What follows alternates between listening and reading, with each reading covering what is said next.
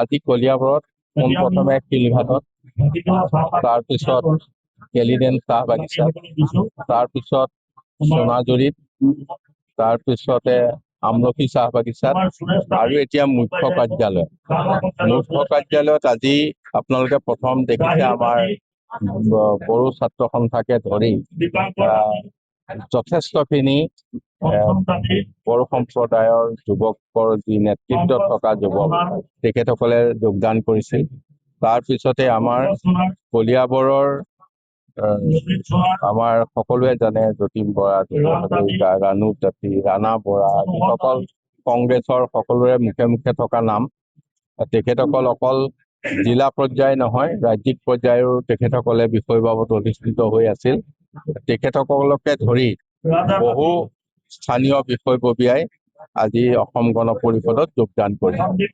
ইয়াৰ উপৰিও অসম জাতীয়তাবাদী যুৱ ছাত্ৰ পৰিষদৰ প্ৰায় কেইগৰাকী নেতৃস্থানীয় তেখেতসকল প্ৰাক্তন অৱশ্যে তেখেতসকলে আজি যোগদান খন্তেক পিছতে কৰিব। আমি দেখিছো যে কলিয়াবৰত বিভিন্ন অনুষ্ঠান প্ৰতিষ্ঠান, ৰাজনৈতিক দল, সামাজিকভাৱে প্ৰতিষ্ঠিত বহু ব্যক্তিয়ে অসম গণ পৰিষদ দলত আজি যোগদান কৰি দলটোৰ সৌষ্ঠৱ বৃদ্ধি কৰিছে আৰু তেখেতসকলে আঞ্চলিকতাবাদক প্ৰত্যাখ্যান কলিয়াবৰত উৰুৱাই ৰাখিবলৈ চেষ্টা কৰিছে।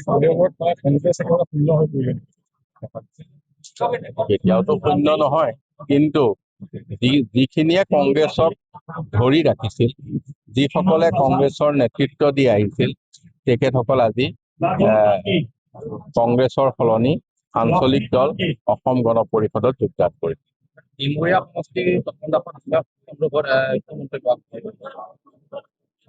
এই ক্ষেত্ৰত আপোনালোকে যিবিলাক শুনি আছে, আমি তথ্য পাতি যিখিনি দেখিলো, তথ্য পাতিৰ মতে তেখেতৰ তথ্য পাতি শুদ্ধ আছে। চৰকাৰীভাৱে তাৰ এনকুৱাৰী হৈছে, চৰকাৰী এনকুৱাৰীটো তাক তথ্য শুদ্ধভাৱে আমি পাইছো। গতিকে আমি জনাত ইয়াত কোনো ধৰণৰ ভুল নাই। সেই ধৰণে আমি তেখেতক প্ৰাৰ্থিত্ব দিছো। মই ভাৰতীয় জাতীয় কংগ্ৰেছ দলৰ প্ৰথম যেতিয়া ভোটাধিকাৰ মোৰ আহিছিলে, তেতিয়াৰ পৰাই মই ভাৰতীয় জাতীয় কংগ্ৰেছ দলৰ হৈয়ে এজন সৈনিক হিচাপে মই কলিয়াবৰত কাম কৰি আছিলো। বৰ্তমান আমি কলিয়াবৰত আমাৰ ভাৰতীয় জাতীয় কংগ্ৰেছ দলৰ প্ৰাৰ্থিত্ব নিদি, য'ত কোনো ভেটি নথকা, কোনো এজন সদস্য নথকা ৰাইজৰ দলৰ প্ৰাৰ্থী টিকেট দিলে। আমি ৰাইজৰ দলক, ভাৰতীয় জাতীয় কংগ্ৰেছ দলৰ কলিয়াবৰৰ যিসকল আমাৰ আজি যিসকলে ইয়াত জইন কৰিছে, সকলোৱে আমি তেখেতক কোনো কাৰণতে আমি মানি নলওঁ।